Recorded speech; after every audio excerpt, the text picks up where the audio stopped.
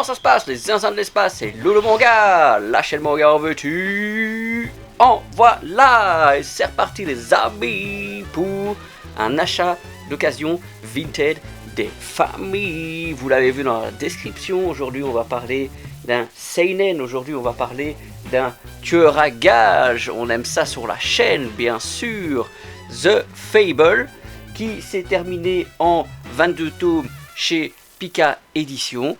J'ai effectivement trouvé un super lot d'occasion sur Vinted qui comprenait les 21 derniers tomes, et de là il me suffisait d'attendre la sortie du 22e tome pour compléter cette série. Cette série qui me faisait de l'œil quand même, hein, oui, quand même, un dessin assez spécial, une histoire de tueur à gages qui doit se mettre au vert, hein, comme on dit, si vous connaissez l'expression. Donc concrètement, qui doit un petit peu se cacher, se fondre dans la vie active de monsieur et madame de tous les jours, quoi. Une vie plus banale, plus rangée, pour éventuellement échapper à je ne sais qui ou je ne sais quoi, parce que moi je ne connais pas tous les détails de ce Fable, The Fable, mais un manga qui semble intéressant, hein, franchement, qui est doté de très très belles jaquettes aussi, donc c'est vrai que ça attire l'œil, on est intéressé dans les rayons quand on voit un petit peu les nouvelles jaquettes, les nouveaux tomes de The Fable qui sortent. On a donc un grand intérêt par rapport à ce manga, et honnêtement, voilà, aussi on se renseigne, hein, on regarde un petit peu sur les différents sites de manga, on regarde un petit peu qu'est-ce qui se dit, quelles sont les notes, et puis ça aussi, au-delà du synopsis, ça commence donc à nous intéresser. Ici sur Manga News The Fable, la rédaction a donné 15,5 sur 20, ce qui est une plutôt bonne note, hein. 16 sur 20, on est presque à 8 sur 10, donc on est sur du 7, 7,5 sur 10, c'est plutôt pas mal. Les lecteurs ont donné 18,5 sur 20, donc les lecteurs sont conquis par ce manga, les amigos. C'est un manga par Katsu Isha Minami, si je le prononce bien, ouais, Katsu Isha Minami. Chez Pika, ça je l'ai dit, ça date de 2014, ça s'est donc terminé, c'était en septembre 2025.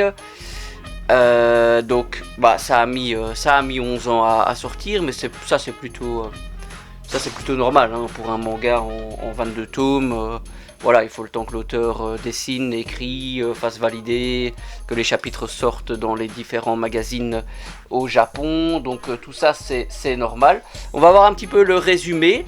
Donc ça dit immédiatement: son job, tueur, sa nouvelle mission, se mettre au vert, son but, ne tuer personne pendant 1 an. Donc ça doit être compliqué lorsqu'on est un as des as de l'extermination, hein, si on peut dire les choses comme ça.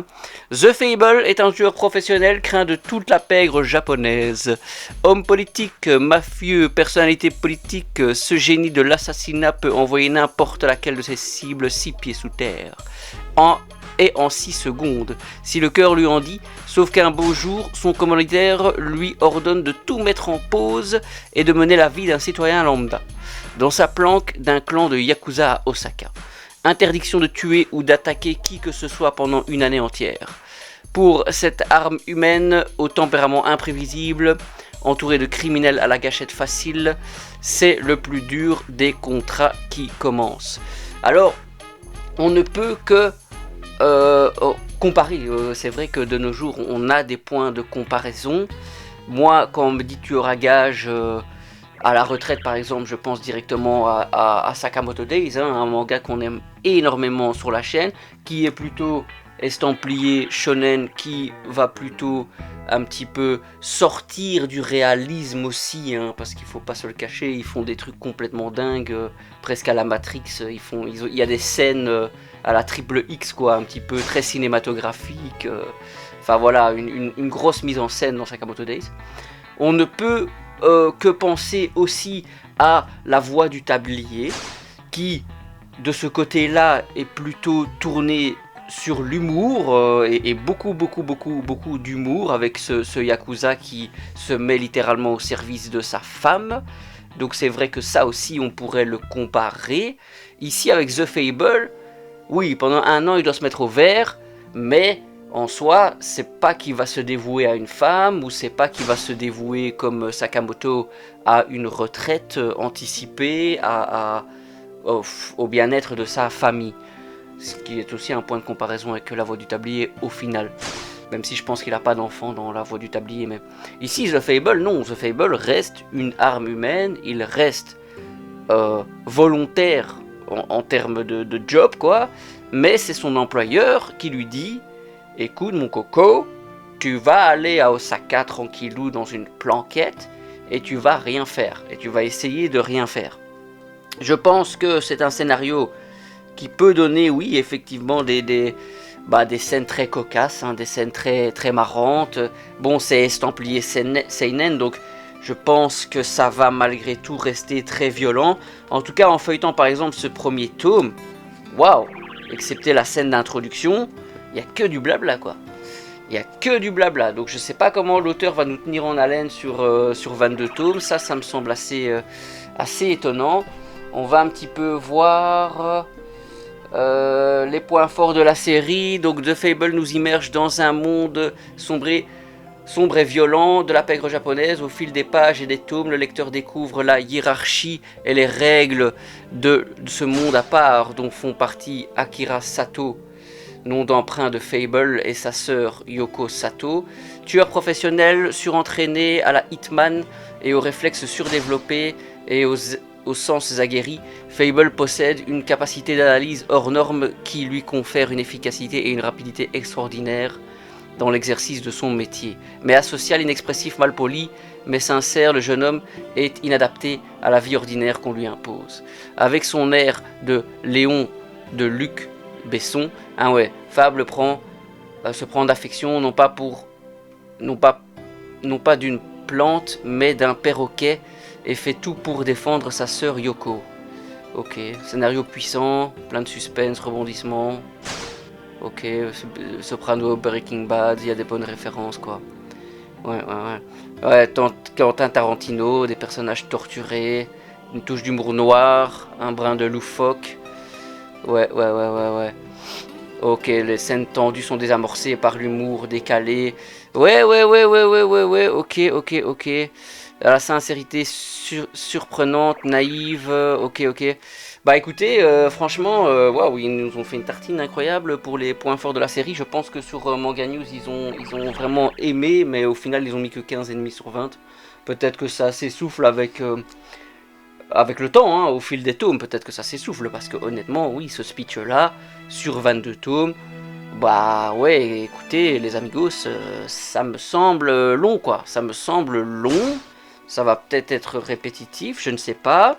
On va un petit peu voir les commentaires des lecteurs. Franchement, pas du tout déçu. Le scénario est bon, les dessins sont beaux et atypiques, les personnages sont intéressants et le protagoniste fait un peu penser à Ryo Saeba. City Hunter, peut-être le meilleur manga du genre depuis les dernières années. Ryo Saeba, on a fait les bilans lecture City Hunter. Voilà, c'est un gros pervers. Est-ce que The Fable est un gros pervers? J'en ai pas l'impression, en tout cas en feuilletant, mais à voir. Histoire classique mais efficace, dessin exceptionnel. 17 sur 20. Dessin exceptionnel. Moi j'ai vraiment pas l'impression que c'est exceptionnel, mais après on n'a pas tous le même historique de lecture, donc peut-être que certaines personnes n'ont pas lu les plus beaux mangas qui existent, les plus beaux mangas du genre. Allez voir mon top 10 mangas. Donc peut-être qu'ils ont un point de comparaison un peu erroné, mais je sais pas, ça dépend, hein. J'ai pas tout lu, hein. Voilà. Cela faisait longtemps que je n'avais pas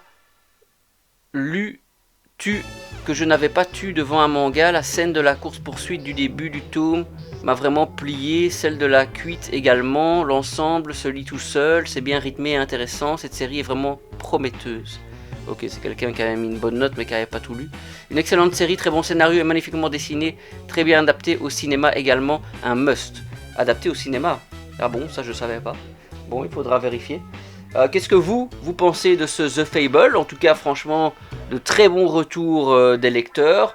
Un retour assez bon quand même de la rédaction de Manga News. Beaucoup de points forts. C'est quand même inspiré de très grandes œuvres cinématographiques aussi. Donc, Bah écoutez, ça attise vraiment ma curiosité. Moi j'ai vraiment envie de découvrir ce The Fable. Dites-moi en tout cas en commentaire ce que vous en pensez. Est-ce que vous avez déjà lu des tomes de cette série? Est-ce que vous me la conseillez fortement? Ou est-ce que j'ai fait une erreur d'acheter un lot à très bon prix sur Vinted? Bien sûr on négocie toujours, c'est très important les amigos. Donc voilà, c'était ma découverte en tout cas, mon achat manga Vinted d'occasion. Donc si vous avez kiffé, un petit like la vidéo les cocos, un petit abonnement, ça fait toujours plaisir, merci beaucoup. Et on se dit à la prochaine sur la chaîne Lolo Manga. Allez, ciao les gars.